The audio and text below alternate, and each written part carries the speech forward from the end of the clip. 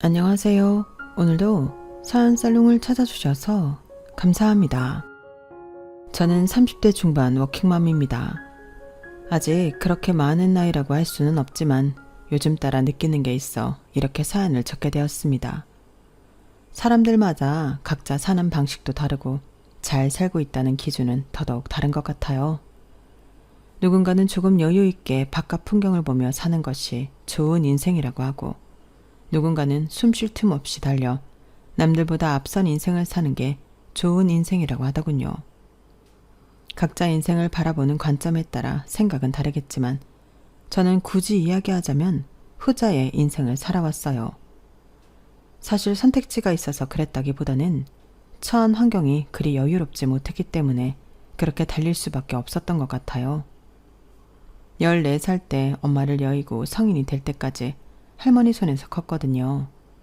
아빠는 제가 아주 어릴 적에 돌아가셔서 얼굴도 사진으로 겨우 기억하는 상태였고요. 비록 아빠가 없어 속상하기도 억울한 것도 많은 유년 시절이었지만 지금 생각해보면 엄마와 할머니가 주는 사랑만으로도 참 풍족하게 자랐던 것 같아요.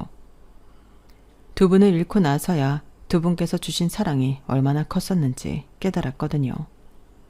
엄마가 돌아가시고 혼자서 저를 키우느라 고생하신 할머니를 위해 고등학교를 졸업하자마자 취업 전선에 뛰어들기 위해서 상업고등학교에 들어갔어요. 하루라도 빨리 돈을 벌어 할머니의 짐을 덜고 효도하고 싶은 마음에 고등학교 졸업을 앞두고 바로 식품회사 공장 생산직으로 입사했어요. 포장, 조리보조 등 현장 업무 배우며 일하기 시작했고, 처음 해보는 일이 힘들긴 했지만 매달 생활비 걱정 없이 일할 수 있다는 게 참 좋아서 열심히 했죠. 아유, 내가 손주가 사주는 밥을 다 먹어보네. 생산직이다 보니 기숙사에서 지내는 날이 더 많아서 휴일마다 집에 와 할머니께 맛있는 것도 사드리고 따뜻한 옷, 예쁜 신도 사드리며 행복하게 하루하루를 보내고 있던 어느 날이었어요.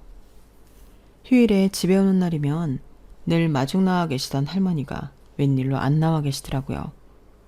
집에 들어가 보니 썰렁하고 조용해서 뭔가 불안한 마음이 들었어요.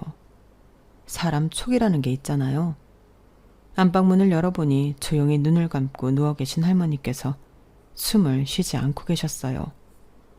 할머니, 저 왔어요. 오늘도 할머니 드리려고 맛있는 거 많이 사왔는데 눈 좀 떠보세요. 그날 할머니를 붙잡고 얼마나 울었는지 모르겠어요. 유일한 가족이었던 할머니의 장례식의 조문객은 공장에서 친하게 지냈던 동료 몇 명과 고등학생 때 친구 몇 명이 전부였어요. 그때 처음으로 느꼈어요. 이대로는 안 되겠다는 걸요. 공장에서는 이미 일을 잘하는 걸로 알려져 있었지만 거기서 만족하면 안 되겠다는 생각이 들더군요. 하지만 뭘 어떻게 해야 할지는 알지 못했어요. 그래도 주어진 일을 열심히 하다 보니 기회는 찾아왔어요. 본사에서 제품 아이디어 공모전이 열렸고 평소 일하면서 이런저런 아이디어를 떠올렸던 제게 동료들이 공모전에 나가볼 것을 추천해줬어요. 너 맨날 이렇게 하면 좋을 것 같다, 저렇게 하면 좋을 것 같다. 많이 이야기했었잖아. 아이디어 채택되면 상금도 주고 본사에서 인턴할 기회도 생긴다는데 한번 도전해봐.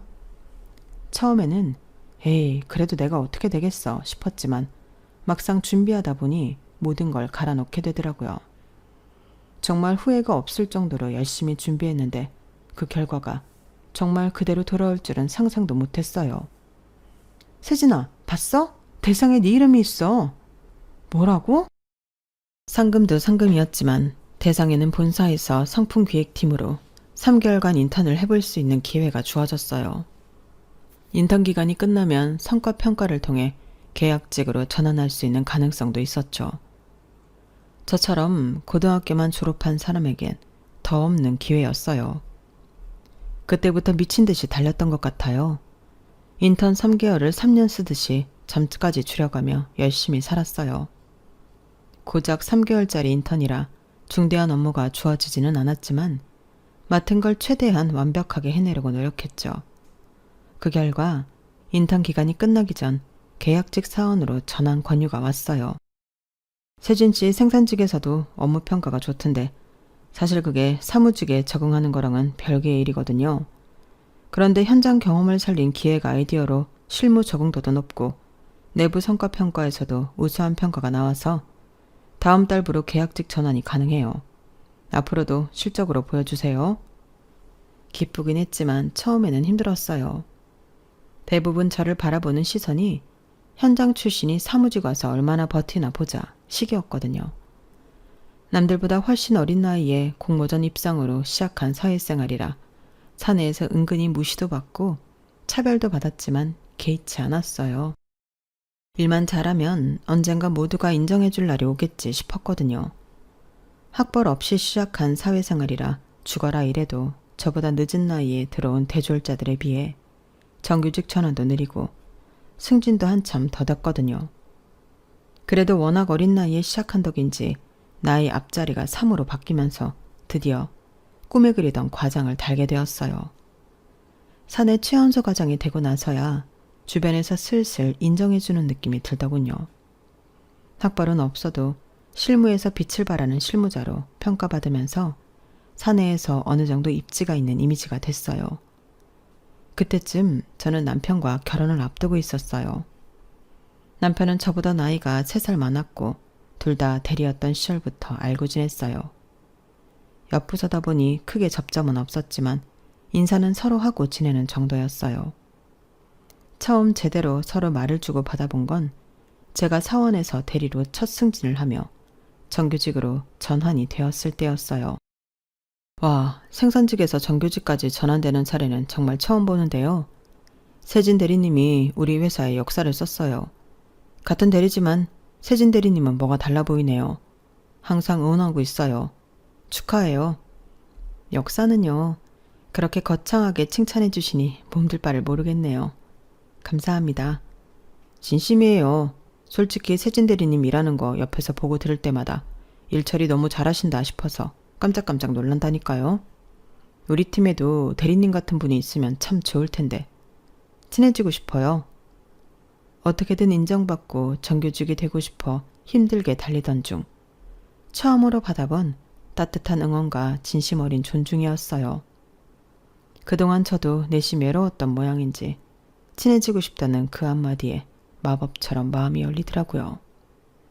그때부터 남편과 친한 동료로 지내면서 개인적인 시간을 함께 보내기 시작했어요. 남편은 늘 제 성과를 칭찬하면서 일하는 방식을 배우고 싶어 했어요. 처음엔 본능적으로 경계가 됐지만 그 사람의 일방적이고 꾸준한 존경 어린 눈빛이 제 마음을 결국 약하게 만들었던 것 같아요. 업무상 난처한 일이 생길 때마다 저도 모르게 도와주며 일을 알려주고 있었죠. 와, 어떻게 이렇게까지 꼼꼼하게 해요? 나는 알려줘도 못하겠다. 나 진짜 대리님이 우리 회사에서 제일 존경스럽다니까요. 진짜 크게 될 사람이야. 어떻게든 일을 배우려던 그 사람의 태도가 부담스러우면서도 좋았는데 오히려 일을 알려줄수록 못하겠다며 뒷걸음질 치면서 저만 추켜 세우더군요. 그때는 가족을 다 잃고 혼자 살던 때기도 했고 가깝게 지내던 사람도 남편뿐이라 껍데기뿐인 칭찬이어도 인정받고 존중받는 그 느낌이 참 좋았던 것 같아요. 결과적으로 제가 아이디어를 도왔던 프로젝트가 성공을 거두면서 그 사람은 승진하게 됐어요. 4년제 좋은 대학을 졸업한 사람이고 인사평가도 좋던 사람이 성과까지 제대로 내버리니 승진을 안 시킬 이유가 없었죠. 그때 저는 그 프로젝트를 도우며 남편과 정이 들어 연애를 시작할 때라 다 좋게 생각했어요. 자기야, 나 과장 됐어. 다 당신 덕분이야. 당신 아니었으면 이 프로젝트는 해내지도 못했을 텐데 너무 고맙고 사랑해.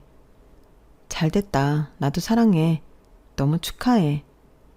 사랑하던 사람이 잘 된 거니 진심으로 기뻤지만 마음 한켠으론 씁쓸했어요. 남편보다 입사도 빨랐고 대리로 보낸 시간도 길었는데 아무리 성과를 차분히 쌓아올려도 저는 도저히 승진할 기미가 보이지 않았거든요. 그때부터 뭔가 더 초조했던 것 같아요. 열심히 일했고 눈에 띄는 성과를 내기 위해 노력했어요. 보고서를 하나를 써도 더 완벽하게 쓰기 위해 노력했고 다른 역량도 키우기 위해 밤낮으로 공부했죠. 그 결과 경력 9년차를 찍는 날에 드디어 과장으로 승진을 하게 됐어요. 회사에서는 난리가 났죠. 세상에, 전 대리님 잘 될 줄 알았다니까요. 회사가 너무 승진을 늦게 시켜준 거죠. 너무 축하해요, 대리님. 아니, 이제 과장님이죠. 과장님 아니면 누가 승진해요. 그동안 정말 고생 많으셨어요. 축하해줘서 고마워요, 다들. 승진한 날 많은 사람들의 축하를 받으며 하루를 마무리했어요. 남들보다 더 오랫동안 간절하게 바래왔던 승진이라 그런지 하루 종일 기분이 들뜨더라고요. 남편과 함께 퇴근하는 길도 기대가 됐어요. 그런데 들떠있는 저와는 조금 달리 남편은 어딘가 착 가라앉아 있더라고요. 왜 그래 좋은 날? 무슨 일 있었어? 아, 나는 오늘 보고서가 형편없다고 다시 해오라고 엄청 까였거든. 당신 기쁜 날에 이래서 미안해. 나는 왜 당신만큼 일을 못할까 그런 생각이 들어서. 당신은 정말 대단한 것 같아. 그럴듯한 학력 없이도 공장에서 여기까지 올라왔으니까. 칭찬인 건 알겠는데 그런 얘기는 오늘은 안 했으면 좋겠어. 그냥 그동안 내가 해온 것에 대해서 축하만 해줘. 내가 누구보다 축하하지. 그런데 내 상황이 이렇다 보니까. 나도 학교 다닐 땐 공부 좀 하던 사람이었는데 말이야. 일머리라는 건 좀 다른 건가 봐. 그렇게 누구보다 기뻐해야 할 날, 오히려 저는 남편의 하소연을 들어주느라 제대로 기쁨을 만끽하지 못했어요. 그래도 자기 앞에 처한 상황이 너무 절망적이면 그럴 수는 있다고 생각이 들었죠. 그때는 몰랐어요. 그게 남편의 마음속 깊은 곳에 있는 열등감의 전조였다는 걸요. 가장이 된 뒤 저를 믿어준 회사에 더 제대로 보여주고 싶었어요. 긴장의 끈을 놓지 않고 해오던 대로 맡은 일에 충실하던 어느 날, 같이 퇴근하고 회사 근처에서 저녁을 먹다가 남편이 청혼을 했어요. 나 이제 당신이랑 결혼해서 가정을 꾸리고 살고 싶어. 나랑 결혼해 줄래? 거창한 이벤트 하나 없는 담백한 청혼이었지만 그 말을 들은 순간 가슴이 뛰더라고요. 그동안 가족 없이 지내왔던 저로서는 그 말이 그렇게 기쁠 수가 없었거든요. 하지만 동시에 걱정스러운 마음도 들었어요. 이제서야 회사에서 인정받으며 일하는 느낌이 들었고 지금의 안정적인 생활이 무척 마음에 들었거든요. 결혼하면 이제껏 미뤄왔던 모든 게 뒤바뀔 것 같은 기분이 들었어요. 그걸 다 포기하고 이 사람과의 미래를 택할 수 있을지 조금은 고민이 되더라고요. 하지만 그렇다고 사랑하는 사람과 가정을 이루고 사는 걸 도저히 제 손으로 포기할 수는 없었죠. 좋아, 결혼하자. 일단 저질러보자는 마음이었어요. 그동안 악으로 깡으로 안 되던 것들도 되게 만들어온 저였으니 육아와 일을 병행하는 게 쉬운 일은 아니라곤 하지만 어떻게든 해보자는 생각이 들었어요. 그런데 결혼을 준비하면서 제가 미처 예상하지 못한 일이 있었어요. 자기야, 그래서 말인데 사실은 나 사장님 아들이야. 뭐라고? 그걸 왜 지금 말해? 당신이 혹시나 부담스러워 할까봐. 우리 부모님은 내가 당신이랑 사귀는 거 알고 계셔. 어린 나이에 부모님이 다 돌아가시고 할머니까지 돌아가신 뒤에 천의 고아처럼 외롭게 자랐어요. 엄마와 할머니께서 남기신 유산이 조금은 있었지만 남들에 비하면 택도 없을 정도였어요. 그나마 그동안 안 쓰고 안 입고 돈을 모은 걸로 결혼 준비를 하려던 참이었어요. 그런데 여태껏 평범한 집안인 줄로만 알았던 남편의 집안이 사실은 이 회사의 사장님 댁이었다니 정말 거짓말 같고 정신이 아찔하더군요. 만약 드라마였다면 정말 흥미로운 전개였지만 현실은 전혀 그렇지 않았어요. 아시는데 반대 안 하셨어? 이렇게 차이 나는 집에서 저를 만난다는 걸 선뜻 내켜 하실 리가 없다는 생각이 들었어요. 그런데 남편은 걱정 말라는 듯 고개를 젓더군요. 그랬으면 내가 결혼하자는 이야기도 안 하지. 당신은 몰랐겠지만 우리 부모님도 당신 멀리서 오래 지켜봐서 얼마나 괜찮은 사람인지 잘 아셔. 너무 걱정하지 마. 그 말에 안심이 되면서도 마음 한켠이 묘하게 찜찜하고 기분이 나빴어요. 저를 좋게 봤다는 건 다행이지만 그동안 당사자 모르게 지켜봤다는 사실을 기분 좋게 여길 사람이 어디 있겠어요. 그래도 워낙 집안 차이가 압도적으로 나는지라 그분들 입장에선 불안한 마음에 그랬을 수도 있겠다. 당장 헤어지라고 난리치지 않는 게 어디냐는 생각으로 나름대로 합리화했어요. 남편을 소개할 친정조차 없는 제 입장에선 예비시댁 눈밖에 나지 않았다는 사실만으로도 안심을 해야 할 처지였죠. 그렇게 긴장 반 설렘 반으로 첫 인사를 드리러 간 날이었어요. 괜히 안 좋은 소리를 듣기 싫어 처음으로 큰돈을 써 고급스러운 구두와 단정한 정장 원피스를 사입고 비싼 가방도 빌렸어요. 선물도 백화점에서 정성껏 포장된 한우 세트와 예쁜 케이크를 샀어요. 그렇게 웬만한 면접보다 훨씬 떨리는 마음으로 만난 첫 만남은 생각보다 나쁘지 않았어요. 못마땅한 눈으로 저를 바라보실 줄 알았던 사장님 내외께선 예상외로 저를 따뜻하게 맞이해 주셨거든요. 우리 윤 과장님을 이렇게 사적인 자리에서 다 만나네. 여보, 과장님이라니. 이제 우리 며느리 될 사람인데 너무 딱딱하게 직급으로 부르지 마요. 더 거리 생겨. 우리 며느리 될 사람이 이렇게 똑 부러지고 야무진 사람인데 너무 며느리 취급만 하는 것도 그렇지 않나? 아, 당신도 참. 생각보다 화기애애한 분위기에 어안이 벙벙할 정도였어요. 평소 근엄하던 사장님께서 농담도 건네시고 편견 없이 저를 대해주시는 걸 보면서 마음속 깊은 곳에 희망 같은 게 샘솟더라고요.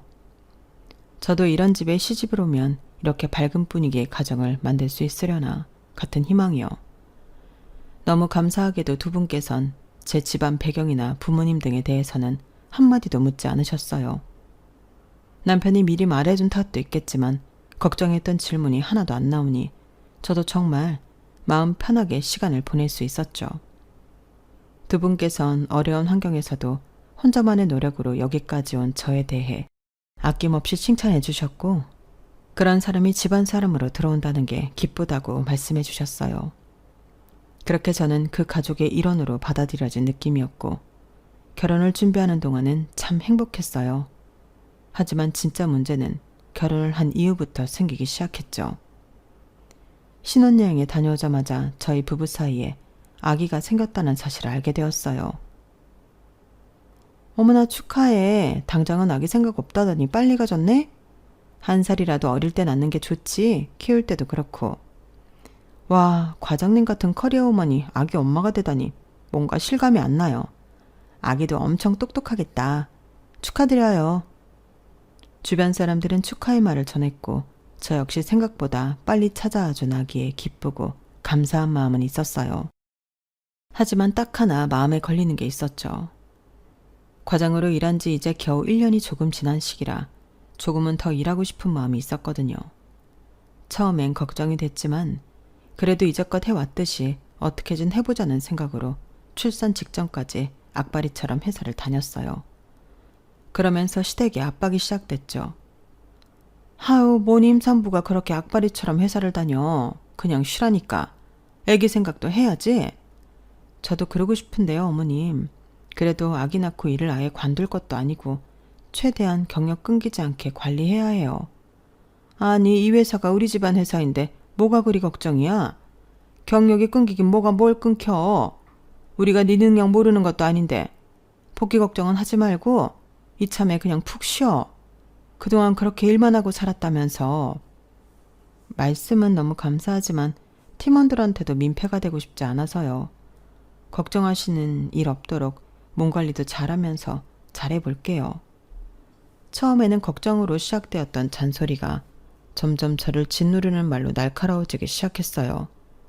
아, 뭔 기집애가 저렇게 욕심이 많은지 애도 저렇게 욕심 많게 태어나는 거 아닌가 몰라. 욕심이 아니라 악발이지. 저건 지 시애비가 책임지고 복직시켜주겠다는데도 저러는 이유가 뭔지. 이래서 너무 어렵게 자란 애들은 근성이 질기다니까. 저에게 대놓고 말하진 않았지만 잠시 자리를 비웠다가 돌아올 때쯤 들으라는 식으로 은근히 욕을 흘리시더군요. 몇 번은 우연인 줄 알았지만 계속 반복되니 일부러 그런다는 확신이 들었어요. 그래서 한 번은 똑바로 말씀드렸죠. 걱정해 주시는 건 감사하지만 지금 중요한 프로젝트라 제가 빠지면 팀원들이 많이 힘들어지는 상황이라 빠질 수가 없어요. 이 일까지는 마무리하고 쉬기로 팀원들이랑 약속해 놓은 것도 있고요. 어차피 아기 낳으면 1년은 쉴 텐데 너무 뭐라고 하지는 말아주세요. 남의 회사도 아니고 아버님 회사잖아요. 회사가 잘 돼야 어머님 아버님도 잘 되시죠. 그래, 뭐 너 능력 있는 거야 익히 들어서 알고는 있는데 너 하나 빠진다고 뭐 그렇게 큰일이 나겠니? 마치 너 나가면 큰일 날 것처럼 그러는데 너만한 인재는 또 있어. 우리가 누구 좋으라고 이래? 어? 너랑 네 뱃속에 있는 네 아들 좋으라고 다 이러는 거 아니겠니? 아무리 시대가 변했어도 애엄마는 애엄마야. 뱃속에 애가 있는 이상 애기가 최우선이 되어야지. 여보, 당신 인력심 있는 거 너무 좋고 그런 모습에 또 반한 거기도 하지만 엄마 아빠가 저렇게까지 말씀하시는데 한번 생각해보면 안 돼? 우리도 이왕이면 우리 아들 건강하게 태어나는 게 좋잖아. 당신 지금 야근의 일에 치여서 받는 스트레스가 애한테 안 좋은 영향 미치면 어떡해? 당신까지 왜 그래? 난 일로는 스트레스 안 받아. 지금 일하는 식구들 때문에 스트레스 받는 거지. 가만히 나 응원해주면 애한테 안 좋은 영향 미칠 일 없어. 어머 제 말하는 것 좀 봐. 얘, 너 아무리 그래도 무슨 말을 그렇게 하니?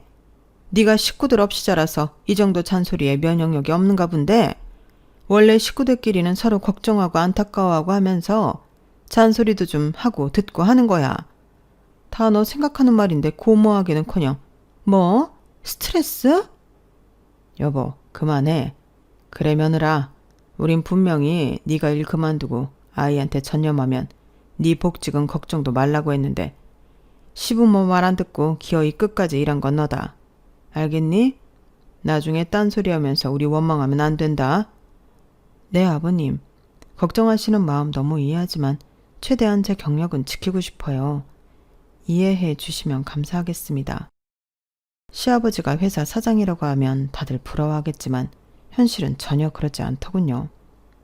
안 그래도 불편한 시댁이 더 가시방석이 되는 기분이었어요.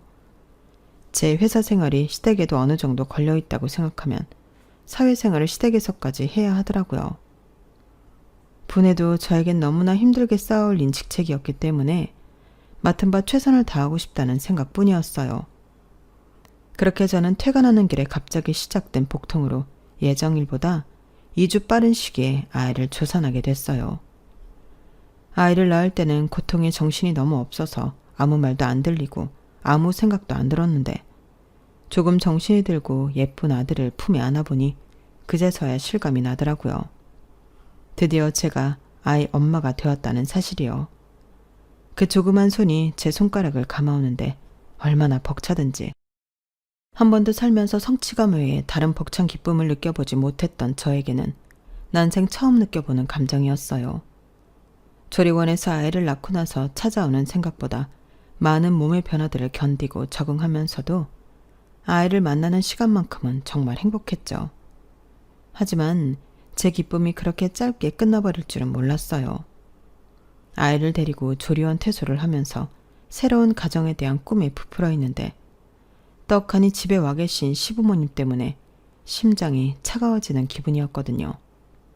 왔니? 당분간 같이 지내려고 왔다. 네? 같이 지내신다고요? 그럼 그 조그만 애를 혼자 볼 생각했니? 친정도 없으면서 혼자서 뭐 어떻게 하려고? 아이 아빠가 육아휴직 쓰고 2달은 같이 봐준다고 했어요. 괜찮아요. 아 여보, 그게 말인데 아빠가 육아휴직은 쓰지 말라고 하셔서. 뭐? 사내 자식의 육아휴직은 무슨 육아휴직이야? 안 그래도 이 녀석 내 아들인 거 아는 인간들은 회사에서 쓰군쓰군 대는데 육아휴직까지 쓰게 하면 네 남편 낙하산이라는 소문에 불 지필 일 있어? 쭉쭉 승진해서 사장 자리까지 자연스럽게 가려면 애 키울 시간이 어딨어? 육아는 내가 도울 테니 당분간은 남편 찾지 마라. 어이없고 황당한 소식에 말문이 막히더라고요. 그렇게 얼떨떨하게 시어머니와 당분간 같이 지내게 됐어요. 본격적으로 육아를 시작해보니 생각보다 혼자서 할 수 있는 일이 많지 않더라고요. 잠시도 아이를 떨어뜨려 놓을 수 없는 상황에서 틈틈이 다른 일도 해야 하니 여간 곤란한 게 아니었어요. 육아를 돕겠다던 어머님이 해주시는 거라곤 고작 잠깐 화장실 다녀올 때 아이 봐주기, 아이 재울 때 배달음식 시켜주기 정도가 전부였지만 그거라도 도와주는 사람이 없으면 너무 힘들어질 것 같았어요. 하지만 도와주시면서도 잔소리가 너무 심해 차라리 없었으면 싶을 때도 있었죠. 아우, 이건 또 내가 치워야겠어. 애 좀 내려놓는다고 안 죽는다, 안 죽어. 애 핑계로 시애미 가정부 시킬 생각 말고 좀 일어나서 치워라. 어? 어머니 잠시만요. 애가 너무 칭얼거려서 진정시키고 치울 테니까 그냥 두세요. 됐다. 그럼 어느 세월에다 치우니? 내가 없었으면 어쩔 뻔했어. 내가 치워준다, 치워줘.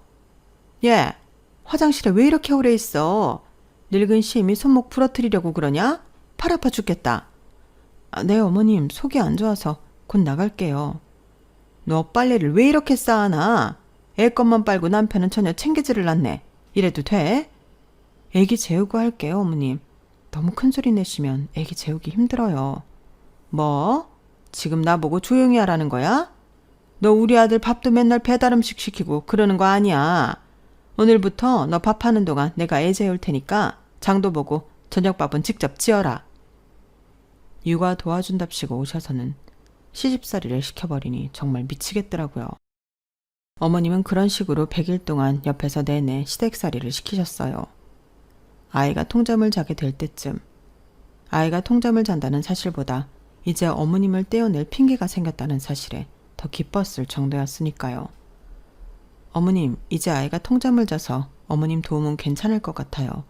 그동안 정말 감사했어요. 그렇게 겨우 어머님을 떼내고 아이를 혼자 키우면서 힘든 일도 많았지만 곁에 어머님이 없다는 것만으로도 숨 쉴 구멍이 생긴 기분이더라고요. 아이 둘이 지나고 슬슬 육아휴직을 끝내고 복직을 해야겠다는 생각이 들어 남편에게 이야기했어요. 여보, 이제부터 시터 좀 알아봐야 할 것 같아. 괜찮은 사람 구하려면 시간이 좀 걸릴 것 같아서. 뭐? 시터라니? 우리 애를 시터한테 맡겨?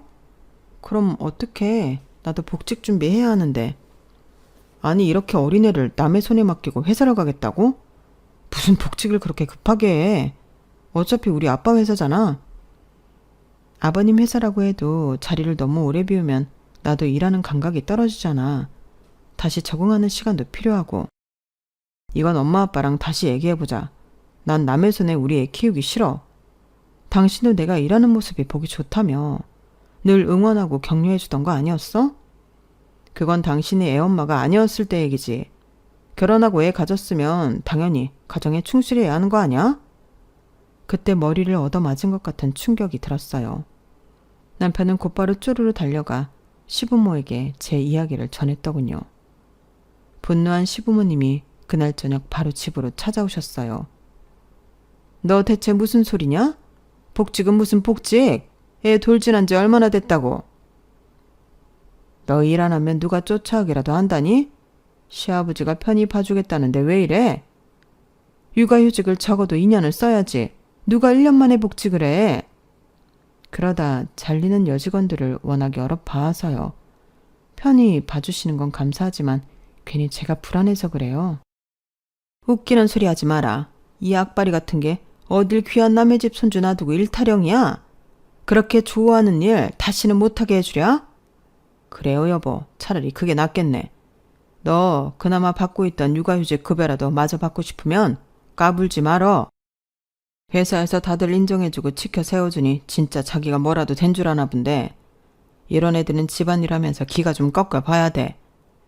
너 아주 애까지 낳고도 정신머리가 딴 데가 있는 거 보니까 아예 딴 생각 못하게 해줘야겠구나. 여보, 우리 집안 며느리가 장소는 안 키우고 일한답시고 밖으로 놔두는 꼴 볼 수 있겠어요? 다른 건 몰라도 내가 그 꼴은 못 보지. 원래 하던 일 하겠다고 하는 건데 왜 제가 이런 소리까지 들어야 하는 건지 정말 분하고 억울했지만 설마 싶은 마음도 있었어요.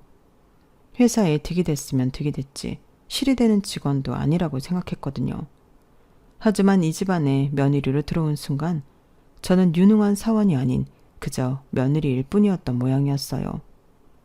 복직 신청을 했지만 거부당했고 그대로 공고사직을 당했어요. 우리도 과장님이랑 다시 일할 날만을 기다렸는데 아무래도 위에서 힘을 쓰신 모양이에요. 나도 이야기 많이 해봤는데 도저히 안 먹히더라고. 못 도와줘서 미안해요. 정말 어이없고 기가 막혔지만 그래, 내가 여기밖에 못 다니겠나 싶어 같은 업계의 다른 회사에도 이력서를 넣었지만 번번이 떨어졌어요. 아니 과장님, 그 정도 스펙인데 떨어진다고요? 이것도 사장님께서 손 쓰신 거 아니에요? 같은 업계니까 지인이 많을 거 아니에요. 듣고 보니 그런 것 같았어요. 최종 면접 때 저를 좋게 봤다며 긍정적인 반응을 보였던 회사도 막상 결과를 보면 불합격이었어요. 그쯤 되니 너무 서러웠지만 이 업계만 방법은 아니라는 생각이 들었어요. 비록 그동안 쌓아온 커리어가 아쉬웠지만 이걸 활용해서 다른 길을 간다면 더 이상 시댁에서 절 방해할 수 없을 거라 믿었거든요. 그때부터 제 인생은 거의 전쟁이었어요. 낮에는 육아를 하고 밤에 아이가 잠들면 그때부터 육퇴는커녕 아닌 공부 시작이었어요. 처음에는 육아만으로도 너무 힘들어서 30분, 1시간 공부하던 걸 조금씩 2-3시간으로 늘려가며 공부를 했죠. 그렇게 1년을 조금 넘게 시간을 쪼개가며 새 출발에 필요한 자격증을 따고 국비지원 과정도 수료하면서 이직 준비를 마쳤어요. 그렇게 이직 준비를 마친 뒤 본격적으로 이력서를 넣고 나서 몇 달간은 마음고생이 심했어요. 제 나름대로 아무리 준비를 마쳤다지만 경력 공백도 있고 관련 경력이 아니니 된다는 보장이 없었죠. 그래도 뽑아준다면 잘 해낼 자신은 있었어요. 언제나 처음 시작하는 마음으로 늘 도전해왔던 일들 뿐이었으니까요. 이런 제 포부를 알아줬는지 뽑힐 거라고는 생각도 못했던 대기업에서 연락이 왔어요. 공장 출신에서 과장까지 달았다니 저희도 실무 능력이 뛰어난 사람이 필요하거든요. 다행히 과거의 경험이 좋게 비춰진 모양인지 모 대기업 그룹 계열사인 산업전략에서 합격 연락을 받았어요. 제가 준비하던 일이 감사일이라 협력사 감사 및 리스크 평가 부서로 배정을 받았죠. 열심히 준비는 했지만 모든 게 처음인 부서라 떨리는 마음으로 출근했어요. 그런데 사람 일은 한치 앞을 모른다는 게 바로 이럴 때 쓰는구나 알게 됐어요. 긴장되는 첫 출근날 부서 사람들과 간단히 인사를 나누고 점심시간이 되었을 쯤이었어요. 갑자기 회장님께서 저를 보러 내려오셨다고 하더라고요. 작은 회사도 아니고 이런 기업에서 이제 막 입사한 말단 사원을 직접 보러 오신다는 게 절대 흔한 일이 아니라 너무 당황스러웠어요. 팀원들도 수군댔고요. 윤세진 과장, 반가워요. 처음 뵙겠습니다, 회장님. 회장님은 제게 업무에 필요한 간단한 질문을 몇 개 던지시더니 뭔가 더 할 말씀이 있으신 듯 머뭇거리셨어요. 그러더니 품속에서 사진 하나를 꺼내서 제게 내미시더군요. 혹시 이 여자를 알아보시겠습니까? 아주 오래된 사진 속엔 직원 몇 명이 한 사무실에 모여 단란하게 찍은 모습이 있었어요. 그 안에 젊은 회장님과 옆에 있는 여성분이 눈에 띄더군요. 너무 어리고 애때어 보여 순간 못 알아볼 뻔했지만 틀림없는 엄마였어요. 엄마? 저희 엄마예요, 회장님. 저희 엄마랑 아는 사이세요? 역시 내가 그럴 줄 알았다니까. 어렸을 때 몇 번 만났었는데 기억은 안 나는군요. 하긴 너무 옛날이고 나는 변했으니까. 어릴 때 얼굴 그대로라 알아봤습니다. 그때부터 회장님이 해주시는 이야기에 정말 눈이 휘둥그레질 수밖에 없었어요. 창업 10년 차쯤 IMF 여파와 납품처 대량 해지로 자금 유동성 위기가 왔고 내부 비리와 매출 허위 보고로 인해 세무조사 위기가 찾아왔다고 했어요. 회장님은 당시 대표이사 직급이었고 외부 감사기관과 세무조사 직전에 내부 정리가 시급한 상황이었다고 하셨죠.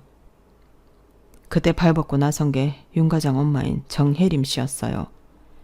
전산 매출 조작건을 내부에서 먼저 적발했는데 직원들이 다들 숨기려고 할 때 상부의 허위 기재를 밝히고 스스로 경고장을 받았죠.